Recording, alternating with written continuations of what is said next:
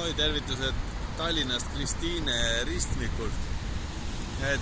Siin on näha nüüd, mismoodi võib juhtuda linnas, kui ei ole arboristid sekkunud ja siis süstemaatiliselt ja regulaarselt kontrollinud linnapuude, tänavapuude turvalisust.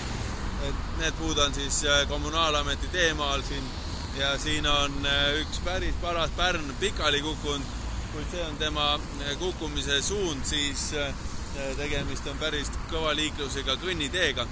Ja kõnniteele see nähtavasti siis kukkus siin üleval on õhuliin ka, mis on terve, et võib-olla läksid napil taginale läbi või siis vajusta natukene üldse mujale, kus on siis ei ole nagu vigastada saanud mitte miski. Aga sellest salakavalast seenest, siis, mis selle murdumise on põhjustanud, siis on tegemist lame süsikuga ja ma näitan, et see lame süsik, nagu nimigi ütleb, meenutab küllaltki sütt ja tema elab täiesti mulla piiri peal. Et kui seda juurekaela piiri vaadata, siis ta oli kuskil siin maal ja ta on nii mullaga ühte värvi, et seda praktiliselt, kui ei oska vaadata, siis väga lihtsasti ei märkagi.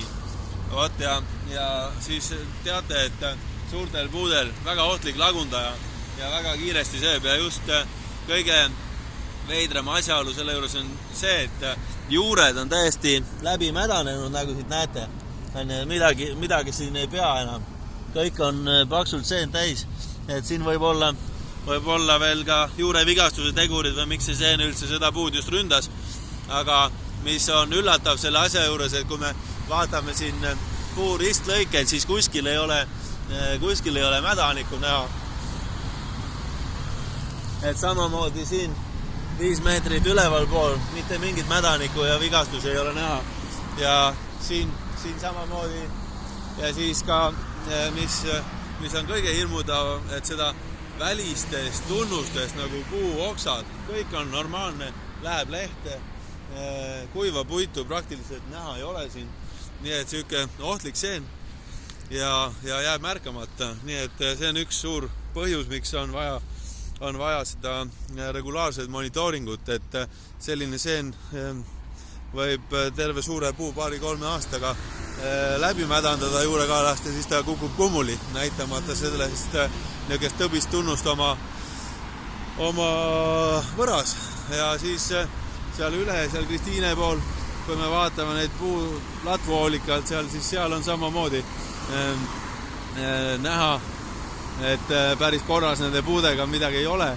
Et on kindlasti seal juured läbi kaevatud, näha on ladvas palju kuivanud oksi mõnedel seal ja need vaevu lähevad roheliseks üldse. Sealt on mitu tükki juba raiutud ka, aga siis tekib küsimus, et mis on siis tähtsam, kas tagada turvalisus ja ennetada seda puu ise kukkumist või siis oodata hinge kinni hoida, et äkki ikka ei kuku veel.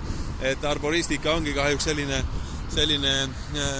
mõte, et me peame suutma ennetada seda võimalikku riski ja ei tasu oodata, kuni see on juba juhtunud, sest siis me ei ole oma tööd õigesti teinud ja piisavalt suutnud aegsasti reageerida. Niimoodi on lood. Niimoodi, et päris karm koht, et siin võib vabalt veelgi selliseid puid olla, kui ühel juhul on, et siis tuleks ka teised üle kontrollida. Nii et järjekordne õppetund siin.